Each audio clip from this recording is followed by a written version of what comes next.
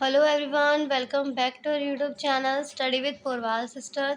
तो देखिए, आज हम एक्सरसाइज 1F का क्वेश्चन नंबर 12 स्टार्ट करेंगे। क्वेश्चन 11 तक मैं आपको प्रीवियस वीडियोस में करवा चुकी हूँ, जिसकी लिंक आपको डिस्क्रिप्शन बॉक्स में मिल जाएगी। तो देखिए, क्वेश्चन नंबर 12 है हमारा। In a group of 400 people 250 speak Hindi and 200 speak English. Find how many can speak Hindi and English.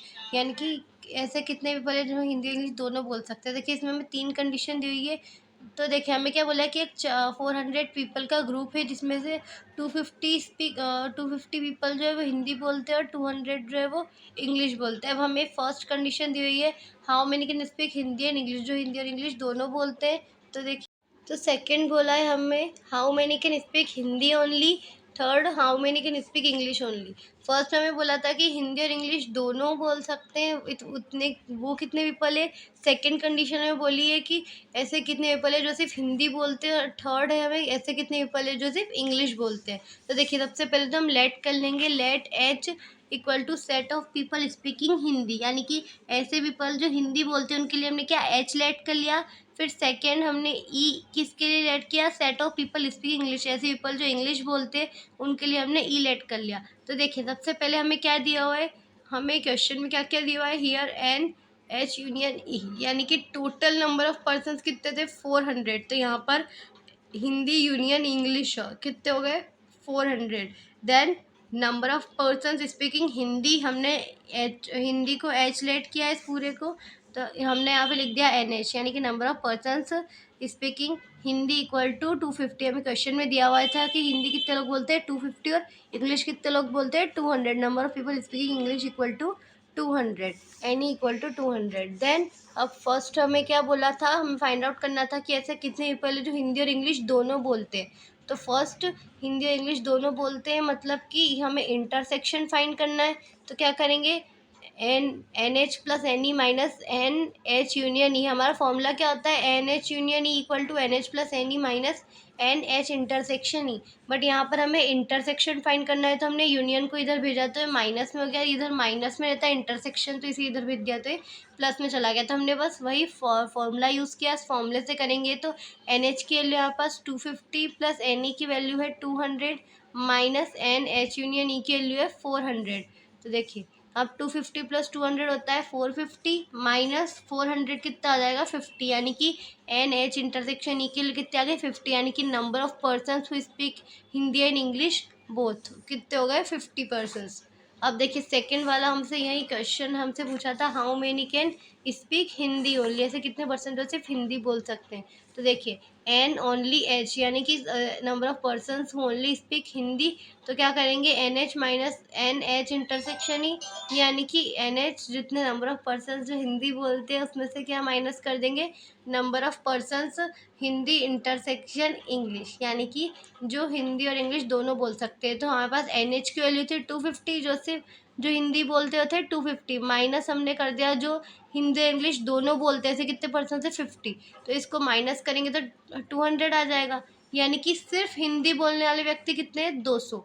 Total कितने बोलते थे, 250 लोग बोलते थे हिंदी। अब उसमें से भी हिंदी और इंग्लिश दोनों बोलने वाले 50 थे, तो 250 में से 50 को माइनस कर देंगे तो कितना बचेगा 200, यानी कि सिर्फ हिंदी बोलने वाले लोग कितने 200। देन थर्ड है यहाँ पास, only N only number of person who speak only English equal to N E minus N H intersection E, यानी कि N number of person speaking English बोलने वाले कितने थे 200, minus number of person who speak Hindi and English both कितने थे 50। तो 200 minus 50 करेंगे तो कितना आ जाएगा 150, यानी कि number of person who speak only English equal to 150।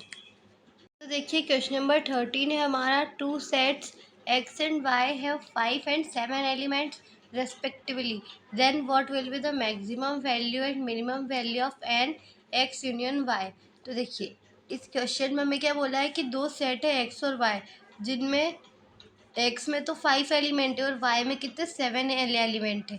Then what will the maximum and minimum value of N X union Y, यानी कि देन टोटल वैल्यू कितनी होगी, then what will be the maximum value और minimum value X union Y की, यानी कि total value in दोनों sets की कितनी होगी। वो हमसे पूछा है कि अगर एक्स और वाई को मिला के देखें तो हमारे पास टोटल वैल्यू कितनी होगी, टोटल एलिमेंट्स कितने होंगे। तो देखिए हमें एक्स यूनियन वाई की मिनिमम और मैक्सिमम वैल्यू फाइंड करनी है। तो देखिए हियर एन एक्स, पहले तो हम वो लिख लेंगे जो हमें गिवन दिया हुआ है। तो हमें क्या क्या गिवन दिया हुआ है, here n X equal to 5, हमें एक्स की वैल्यू दी हुई है 5, और वाई की वैल्यू कित वाई में, वाई वाले सेट में कितने एलिमेंट है, 7 एलिमेंट्स है। तो हम यहाँ पर लिख देंगे एन वाई इक्वल टू 7। तो अब we know that n X union Y equal to n X plus n Y minus n X intersection Y, यानी कि यूजिंग द ये वही फॉर्मूला है जो हमने अब तक पुट किया है। क्या होता है, नंबर मतलब X union Y equal to X plus Y minus X intersection Y. तो clearly maximum and minimum value of X union Y depends on the maximum and minimum value of X intersection Y. तो देखिए ये clearly है कि हमें क्या क्या है कि मैक्सिमम और मिनिमम वैल्यू जो है एक्स यूनियन वाई की, ये किस पर डिपेंड करती है, मैक्सिमम और minimum value of X intersection Y की, यानी एक्स यूनियन वाई की मैक्सिमम और minimum value X intersection Y की मैक्सिमम मिनिमम वैल्यू पर डिपेंड करती है। तो इसमें इसके लिए हमें दो केस करने पड़ेंगे। देखिए केस फर्स्ट है हमारा, when n X intersection Y is minimum then X intersection Y equal to 0। जब केस फर्स्ट क्या है हमारा कि जब एक्स इंटरसेक्शन वाई की वैल्यू जो मिनिमम हो, तब हमारा एक्स इंटरसेक्शन वाई की वैल्यू कितनी बन जाती है, 0 बन जाती है। ये कब पॉसिबल है, this is possible when X intersection Y equal to 5। ये कब पॉसिबल है, जब एक्स इंटरसेक्शन वाई की वैल्यू कितनी हो, 5 हो, इक्वल टू 5, यानी कि उसमें एक भी एलिमेंट नहीं हो एक्स इंटरसेक्शन वाई में। तो क्या हो जाएगा, 5 हो जाएगा, तो उसकी वैल्यू क्या आ जाएगी, 0। ये उसकी मिनिमम वैल्यू हो सकती है। तो देखिए इसके लिए हम क्या करेंगे, अब वही फॉर्मूला लगा देंगे, n X union Y equal to n X plus n Y minus कितना होता है हमारा, एन एक्स इंटरसेक्शन वाई। तो अब एन एक्स इंटरसेक्शन वाई की वैल्यू हमने हमने अभी फाइंड आउट करी, 0 मिनिमम वैल्यू। कब क्या हो सकती है, एक्स इंटरसेक्शन वाई की 0 हो सकती है। कब हो सकती है, जब X intersection Y equal to 5, यानी कि एक्स इंटरसेक्शन वाई वाले सेट में एक भी अगर कोई भी एलिमेंट नहीं है, तो इसका मतलब क्या है, वहाँ पे 5 है, तो उसकी मिनिमम वैल्यू क्या आ जाएगी, 0।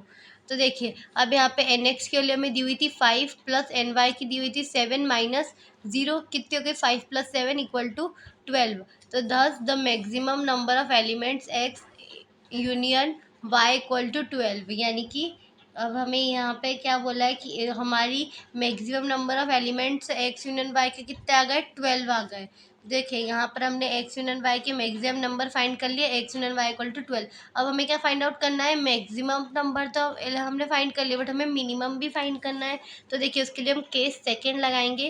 केस सेकेंड है हमारा, when X intersection Y is maximum then this is possible when X subset Y.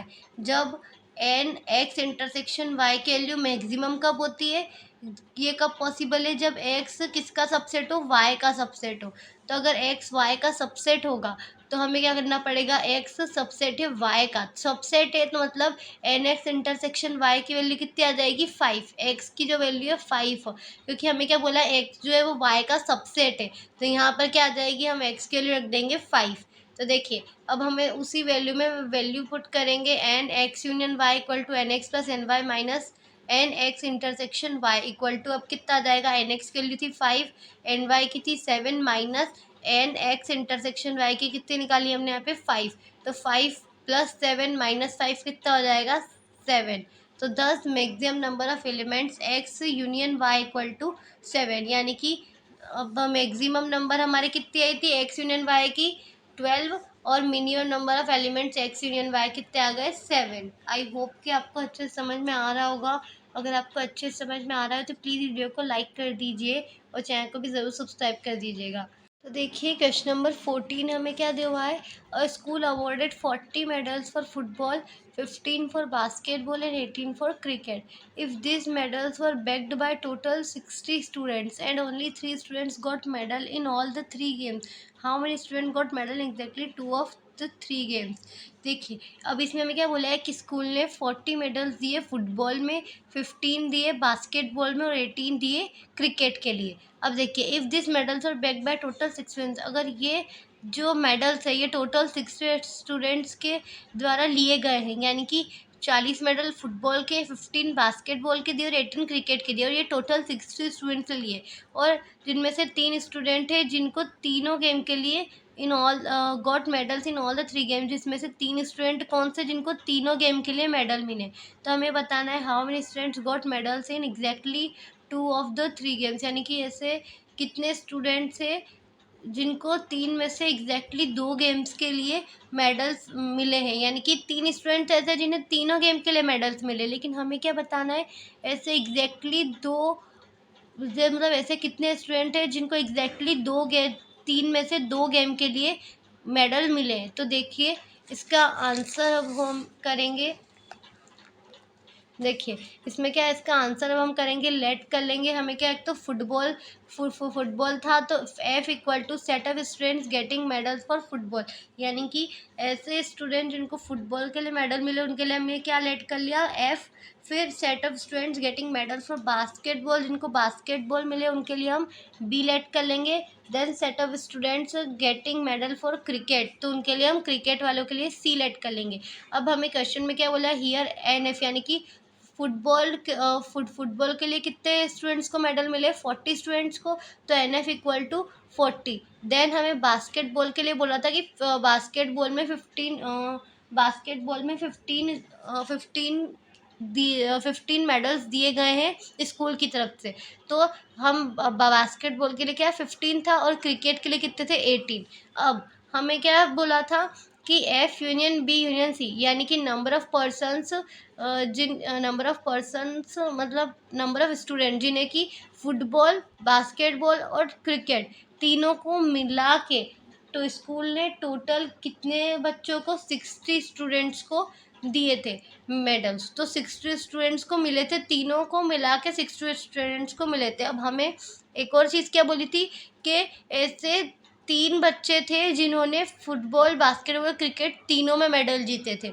तब हमें इसमें बताना क्या है, हमें ये बताना था कि ऐसे कितने बच्चे जिनको एग्जैक्टली 2 गेम में मेडल मिले, 3 में से 2 गेम में मेडल मिले। तो हम क्या करेंगे ना, using the formula NF union B union C equal to NF plus NB plus NC minus NF intersection B minus NB intersection C minus F intersection C plus NF intersection B intersection C। तो देखिए इसमें हमें क्या बोला है, सबसे पहले तो हम यूनियन टोटल कितने निकालने के लिए हमें क्या करना पड़ेगा, NF प्लस NB, यानी कि number of person football, basketball और क्रिकेट को प्लस करेंगे।